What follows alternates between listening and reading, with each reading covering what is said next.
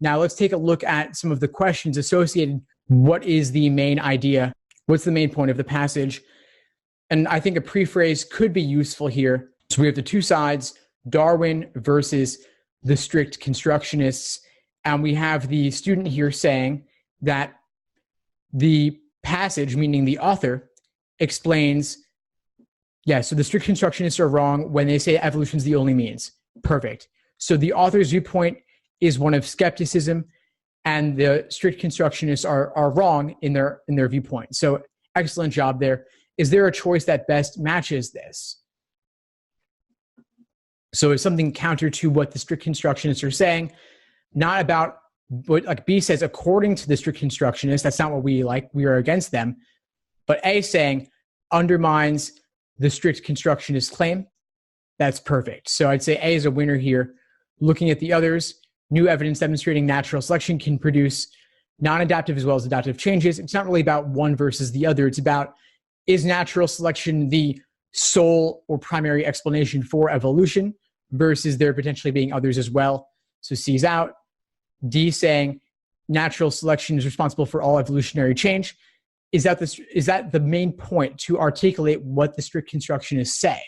D is technically correct in that that is what the strict constructionists believe. But is the main point of the passage simply to articulate their view?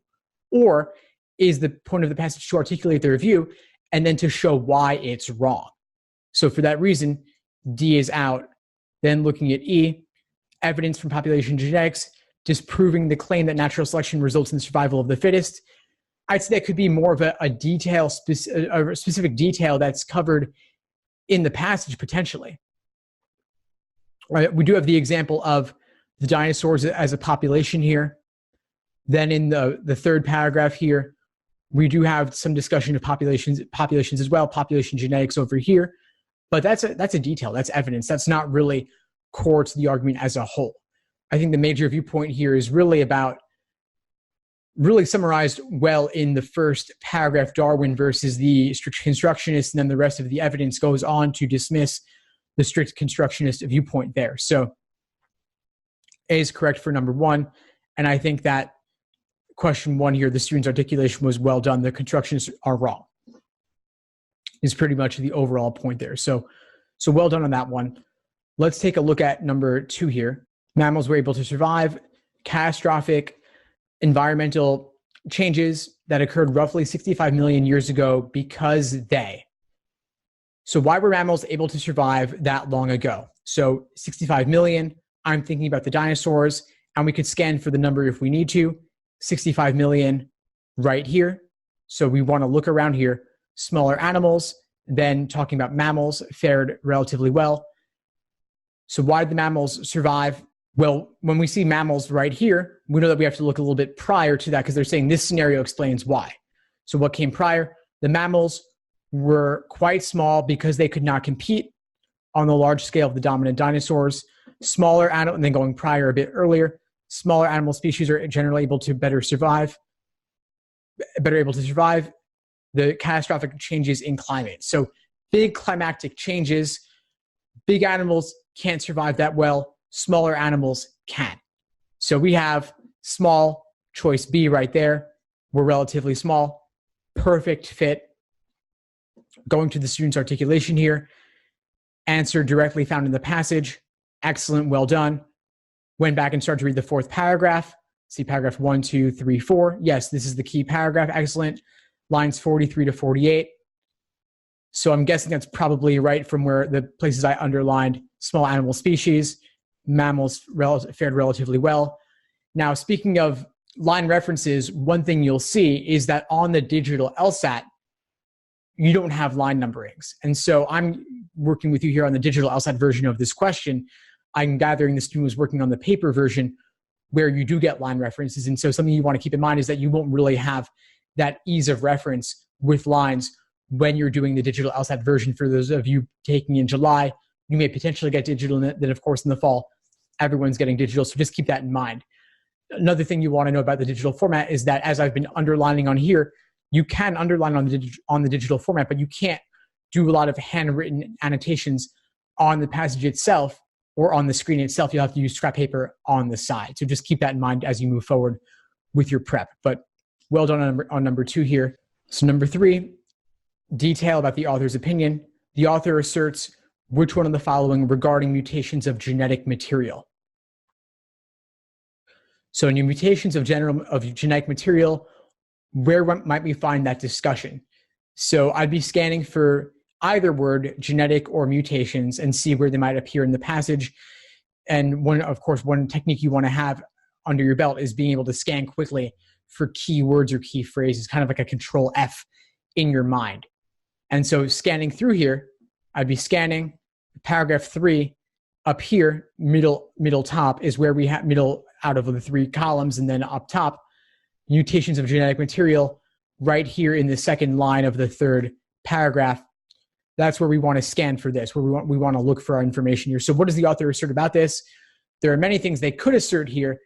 I think the key assertion they have is that mutations are not only beneficial, as evolution might suggest. People might have thought in terms of natural selection that mutations are always beneficial. That's why they exist.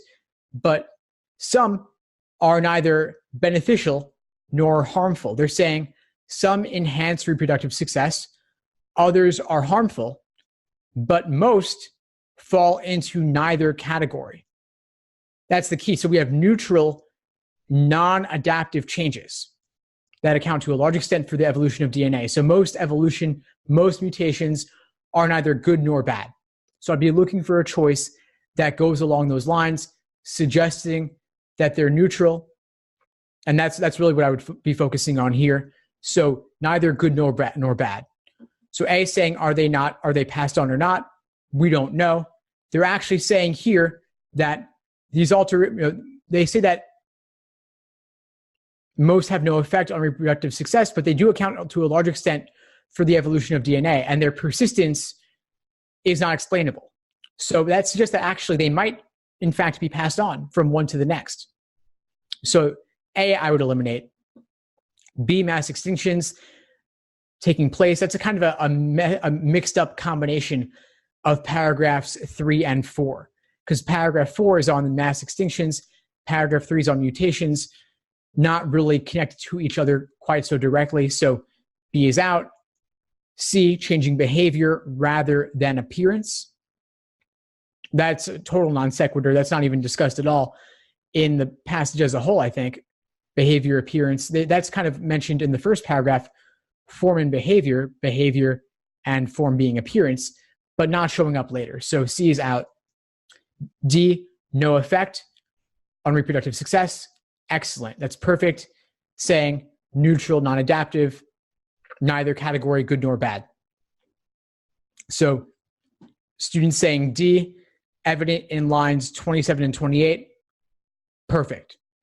So that's the correct answer. Excellent. That's coming right from, I'm guessing, once again, up here. And I also like the student articulating here, B, a link or connection between mass extinctions and genetic mutations never made.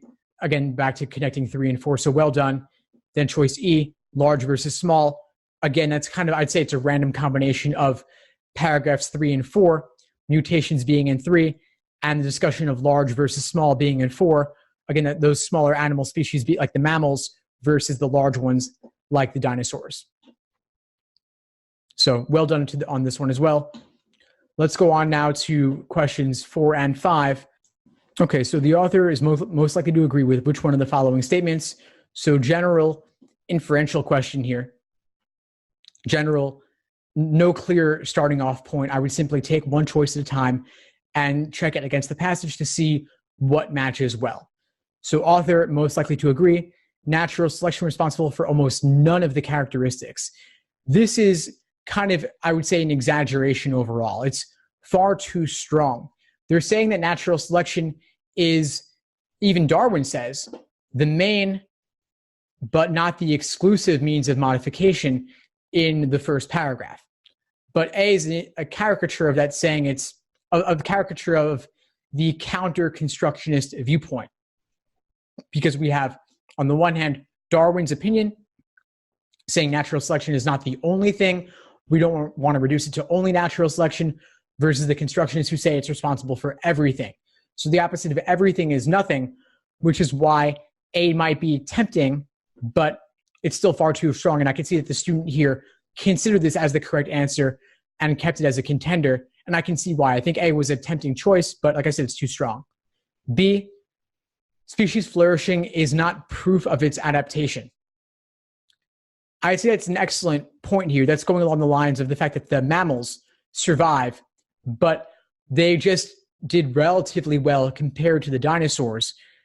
And maybe they filled the void of the dinosaurs and saying their success was the result of dumb luck. So they could not have adapted in advance to conditions caused by the impact. So perfect. It's not adapted. It just got lucky. B is excellent. The student found this in choice in paragraph 4 as well. So well done on this one. The student did choose B also. Let's look at C. Only evolutionary changes that provide some advantage to a species are transmitted to subsequent generations. This is directly counter to what we discovered earlier in the passage, looking at the third paragraph, saying that most substitutions have no effect. Many are neutral. Some are enhancing success. Others are harming success. So not only successful ones are transmitted. Most that are transmitted have no effect. Their persistence is not explainable by natural selection. So C is out. Yeah, the student says it contradicts that paragraph as well. Choice D, large animal species are generally unable to survive in harsh environmental conditions. This one could be tempting because the dinosaurs are the example of a large species that did not survive when things got tough. But that's only one example, not the only example. Saying generally is far too strong an inference to extrapolate from a single example of the dinosaurs. The student here said catastrophic versus harsh. And I can see that those are not, of course, the exact same word, but I don't think that's why D is wrong. I think D is wrong because it's saying generally when the passage was only using this example of the dinosaurs as a single data point to show that mammals could survive due to getting lucky, not from actually adapting to the circumstances. So I think catastrophic versus harsh, that's a decent-ish substitute. Both of them are negative, severe environmental impacts. So I think that's why D is wrong. So I would just want to clarify that one for the student writing this explanation. Then looking at E, natural selection is useful for explaining form but not behavior.